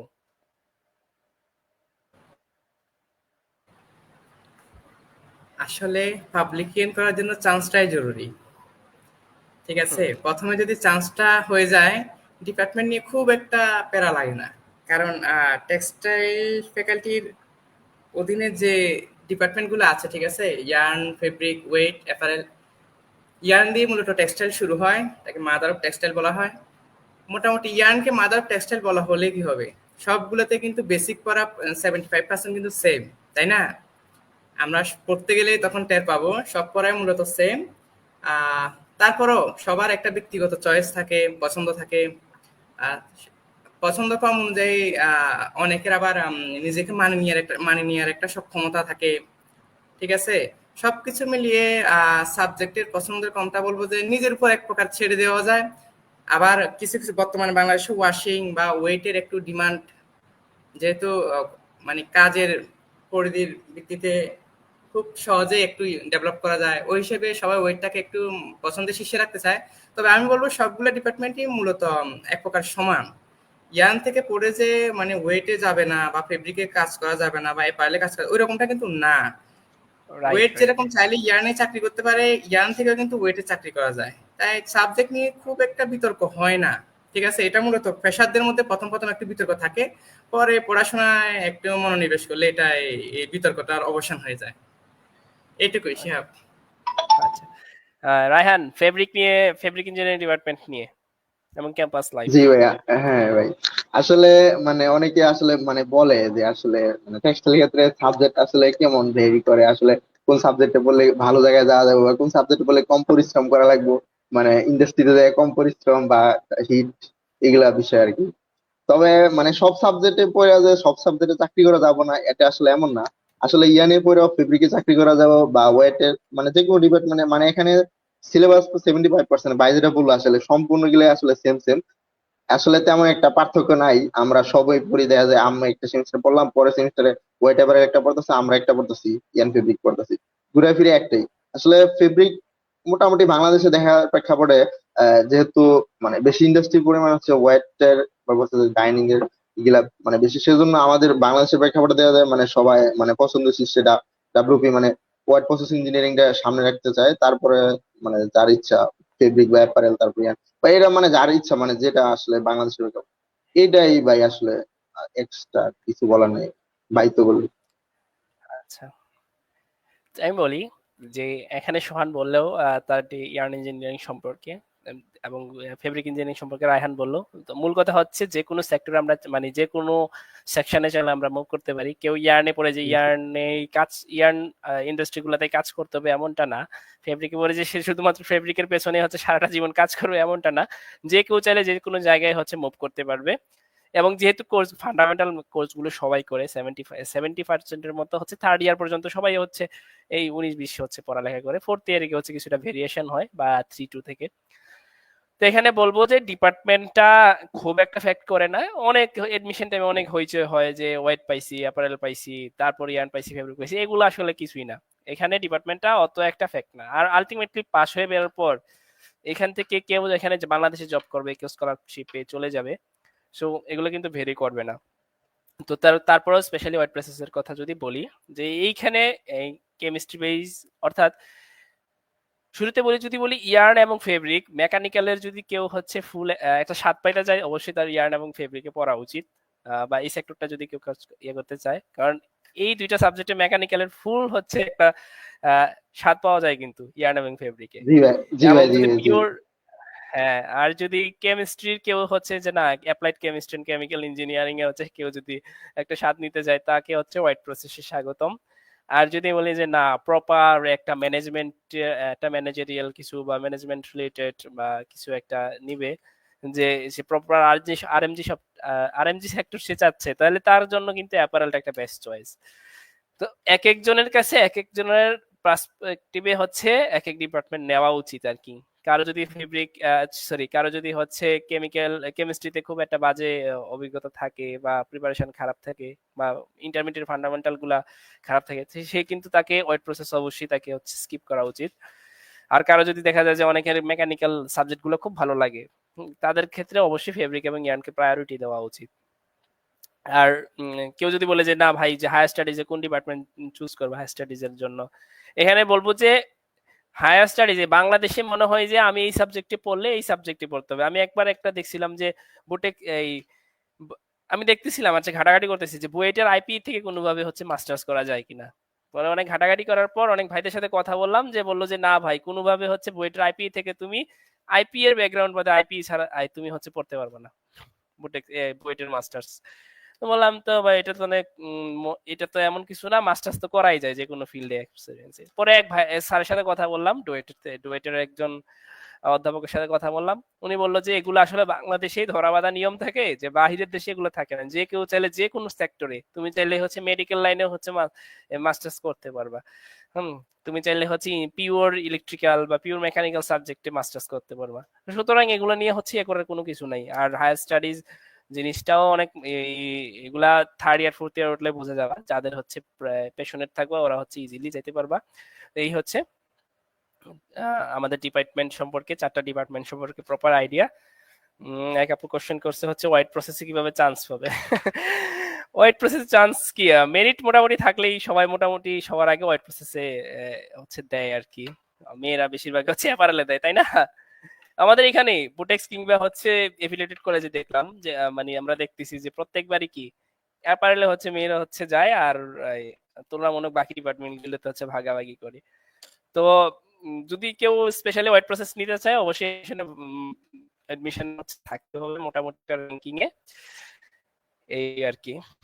তো আরেকটা জিনিস সেটা হচ্ছে কি ক্যাম্পাস লাইফটা।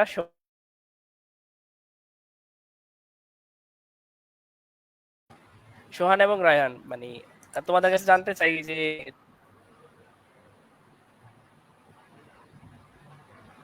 শিহাব, টেক্সটাইল, মনে হয় তোমার এখানে একটু নেটওয়ার্কের প্রবলেম করছে, প্রশ্নগুলো আসে নাই। আচ্ছা আচ্ছা আচ্ছা আচ্ছা আচ্ছা আমি একটু বলি যে টেক্সটাইল কলেজ পড়াশোনা কেমন, লাইফটা কিভাবে এনজয় করতেছো, কেমন লাগে?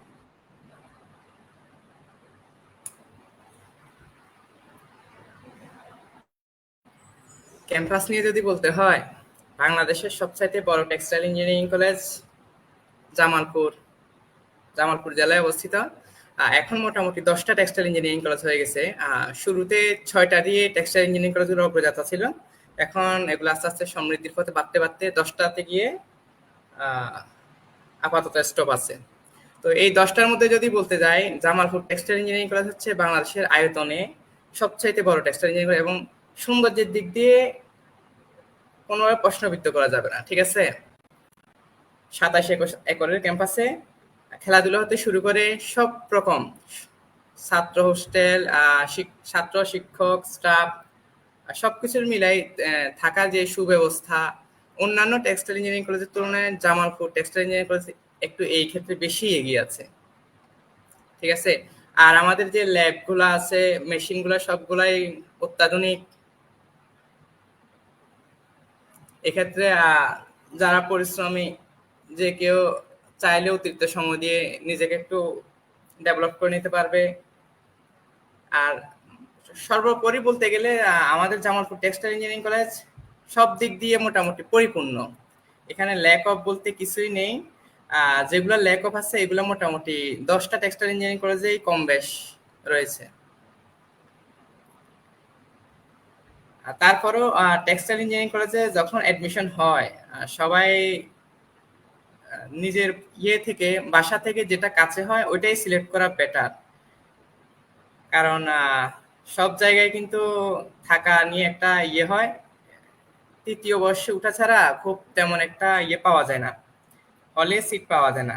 যদিও নতুনগুলোতে শুরু থেকেই পাওয়া যায়, কিন্তু পুরাতন যেগুলো আছে এগুলোতে তৃতীয় বর্ষ ছাড়া খুব সচরাচর পাওয়া যায় না।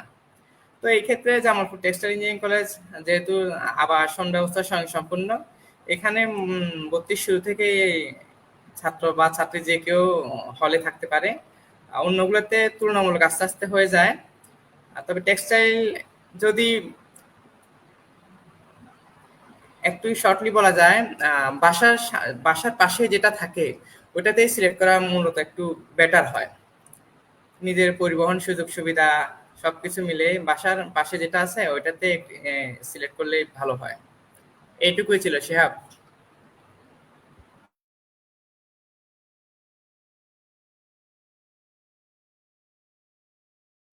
শোনা যাচ্ছে রায়হান?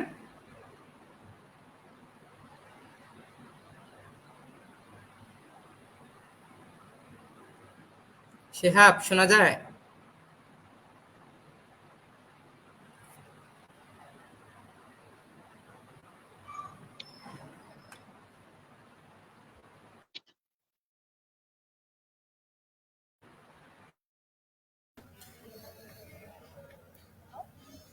একটু মনে হয় নেট ইস্যু ছিল, এখন ঠিক হয়ে গেছে, প্রবলেম নেই।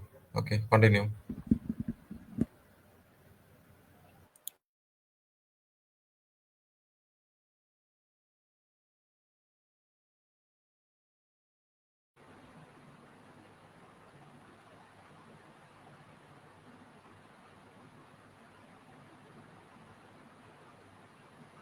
সব তো ক্যামেরা আটকা পড়ে আছে, কাউকে দেখা যাচ্ছে না।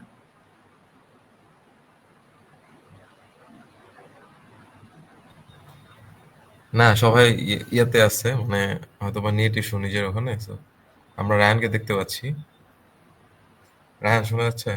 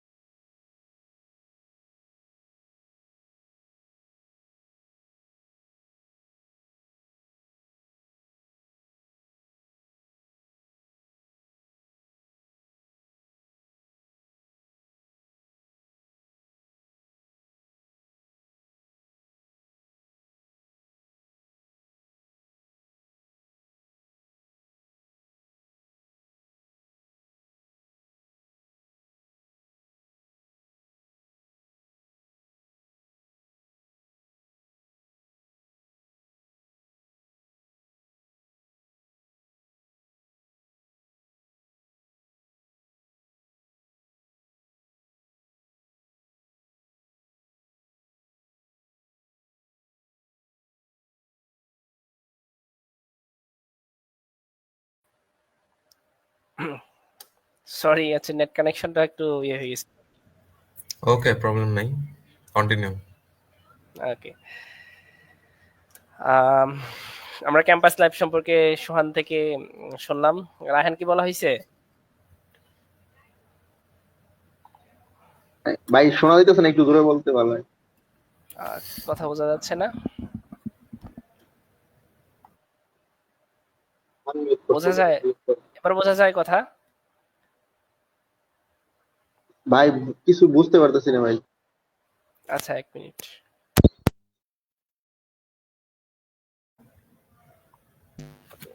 ইয়া, এখানে তো মোটামুটি ঠিকই আছে, মেইন সার্ভার থেকে। আচ্ছা, আচ্ছা। ঠিক আছে, আমি কথা বলি তাহলে। তা আমরা ভয়েসটা একটু দেখি যে এখানে শিহাব, একটু ভয়েসটা চেক দিতে হবে।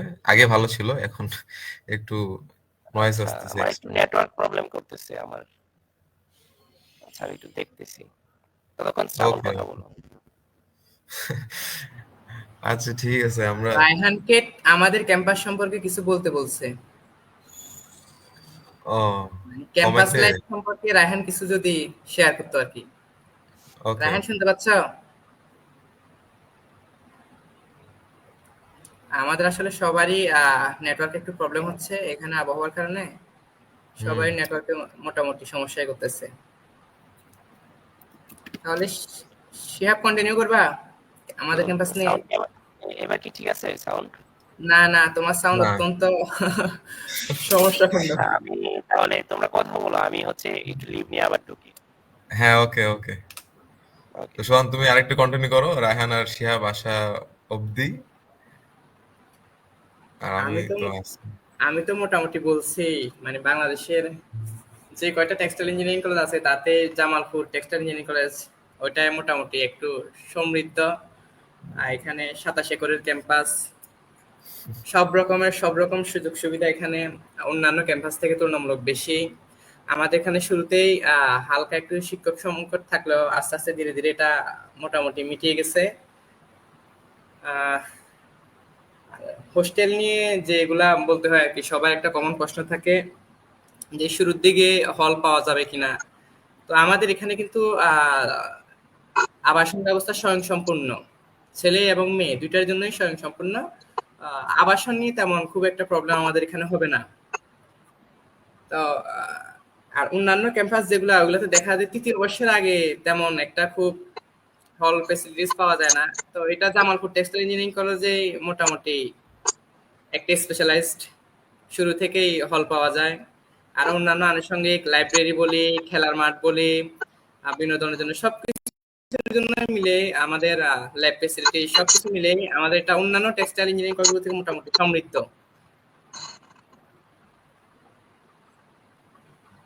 তো ওই হিসেবে যারা জামালপুরের আশপাশে বা ঢাকা থেকে ঢাকা বিভাগে আছে তাদের পছন্দের শীর্ষে জামালপুর টেক্সটাইল ইঞ্জিনিয়ারিং রাখাটাই শ্রেয়। যোগাযোগ, পরিবহন আর সবকিছু মিলিয়ে নিজের আয়ত্তের মধ্যেই থাকে সবকিছু।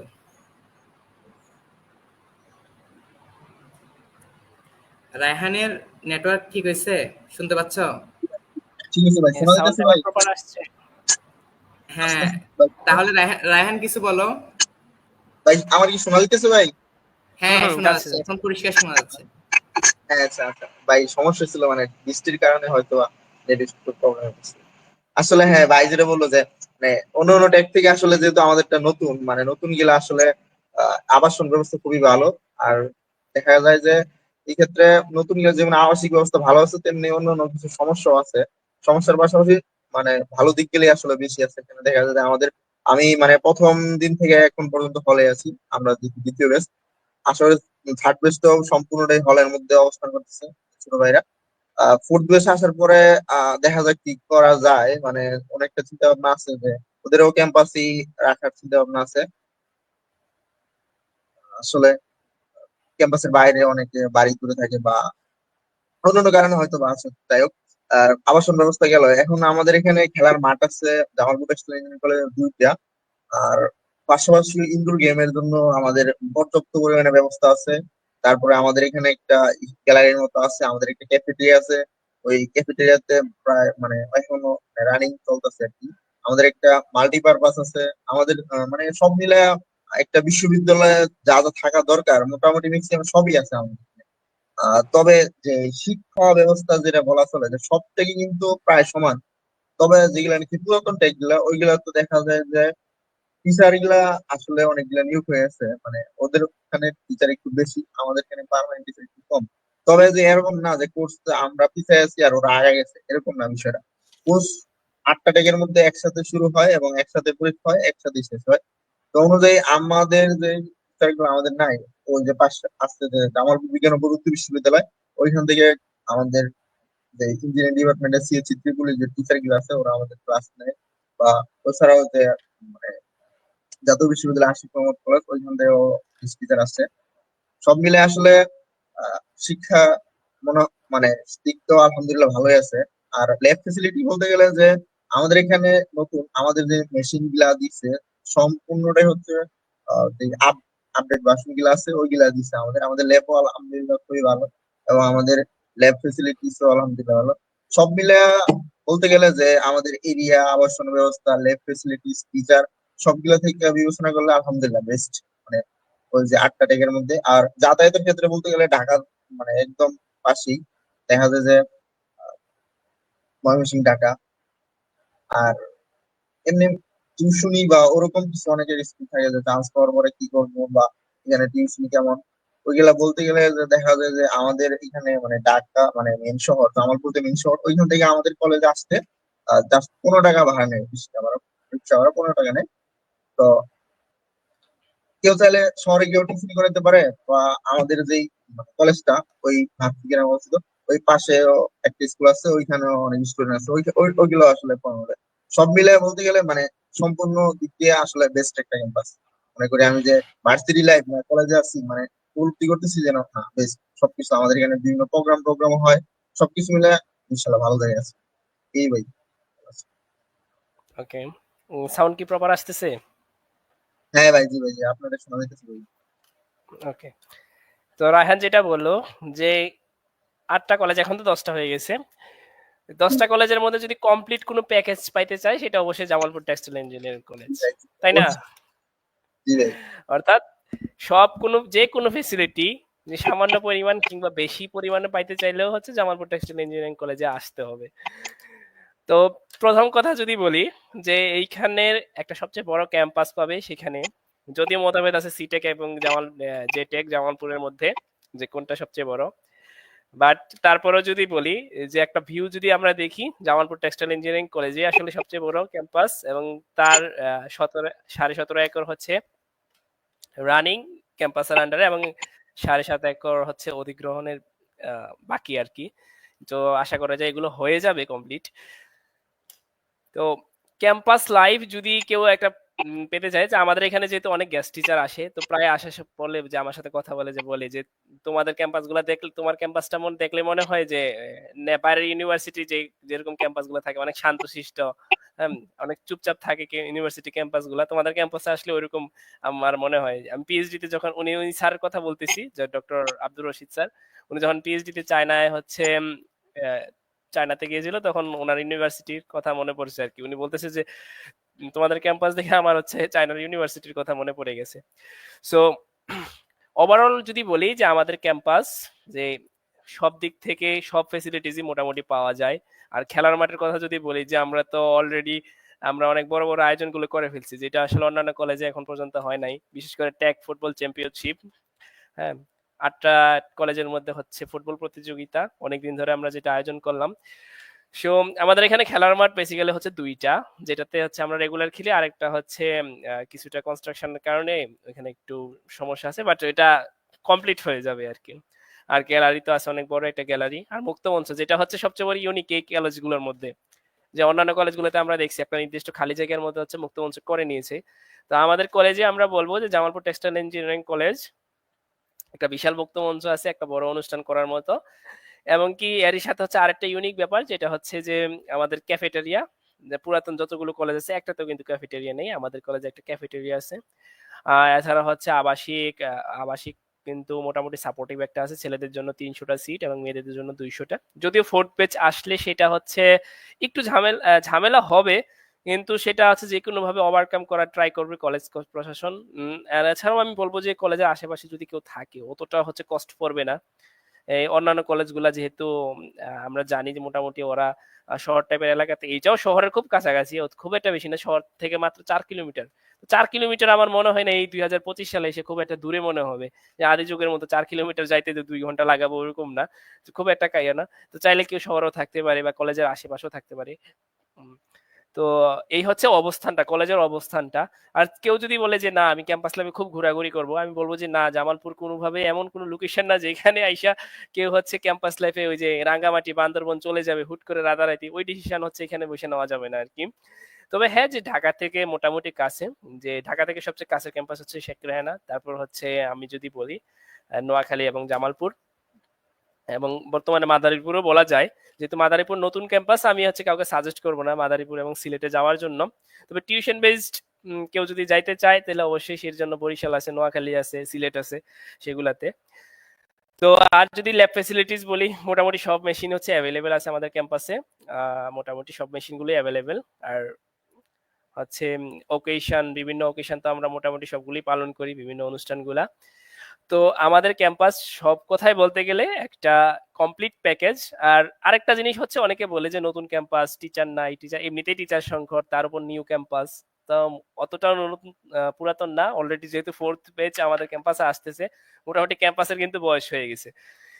সুতরাং নতুন ক্যাম্পাস আর জামালপুর টেক্সটাইল ইঞ্জিনিয়ারিং কে বলা এখন আর হচ্ছে অতটা যুক্তিযুক্ত না। আর যদি বলি যে আমি আমার বেচের কথা যদি বলি, যে কোনো ক্যাম্পাসে যদি সবার আগে কোর্স শেষ করে থাকে সেটা অবশ্যই জামালপুর টেক্সটাইল ইঞ্জিনিয়ারিং কলেজ। আমি আমার বেচের কথা বলবো 21-22 সেশনের, যে প্রত্যেকটা কোর্স আমাদের জামালপুর টেক্সটাইল ইঞ্জিনিয়ারিং কলেজেই শেষ হয় আগে। তারপর আমরা অন্যান্য কলেজে সিআরকে থেকে বলি যে তোরাও শেষ কর। হুম। তো আর আমি যদি বলি আমার কোর্সগুলোর কথা, যেহেতু আমি এখন 3-1 আছি, এতদিন পর্যন্ত আমি পঞ্চম সেমিস্টার চলে, আমি এখন পর্যন্ত বেস্ট টিচার গুলোই পাইছি এখন পর্যন্ত। যে আশেপাশে বিজ্ঞান প্রযুক্তি কলেজ আছে, বিশ্ববিদ্যালয় আছে জামালপুর বিজ্ঞান প্রযুক্তি, এবং জাতীয় বিশ্ববিদ্যালয় একটা নাম করা কলেজ এই এলাকায়, সরকারি আশিক মাহমুদ কলেজ আছে। তো সুতরাং এখানে টিচার নিয়ে আমরা একদম চিন্তা করা লাগে না, বেস্ট টিচার গুলোকে ক্যাম্পাসে নিয়ে আসে। তাছাড়া আমরা বলি যে আমরা বিভিন্ন সময় রিকোয়েস্ট করি স্যার ভালো কোনো একজন টিচারকে নিয়ে আসেন গাইডলাইনের জন্য। বিশেষ করে আমাদের এখানে সবার আগে ফার্স্ট প্রায়োরিটি কিন্তু দেয় ডুয়েট থেকে, যে ডুয়েট থেকে কোনো টিচারকে আনা যায় কিনা, তারপর হচ্ছে অন্য জায়গায় দেখে যে না ডুয়েট থেকে কোনো টিচার আসতেছে না, তাহলে আমি অন্য কলেজে দেখি। সুতরাং ওই দিক থেকে যদি আমি বলি যে কলেজের টিচার নিয়ে আমাদের চিন্তা করা লাগে না, বেস্ট কোর্স টিচার গুলো আমরা পেয়ে থাকি এখানে।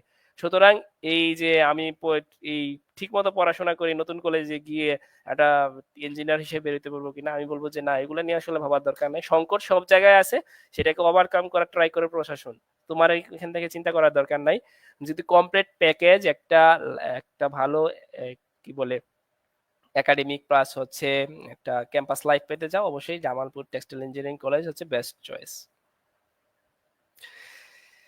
তারপর আরেকটা জিনিস হচ্ছে আমরা জানতে চাই লাস্ট মুহূর্তে, যে এই 24-25 সেশনের এডমিশনে আসলে যারা পরীক্ষা দিতে যাচ্ছে তাদেরকে লাস্ট মোমেন্টে রায়হান এবং সোহান যে এমন কোন ট্রিক্স এন্ড টিপস শেয়ার করতে চাচ্ছ যেটা হচ্ছে তাকে লাস্ট মোমেন্টে একটা লাইফ হ্যাক হিসেবে কাজ করবে আর কি?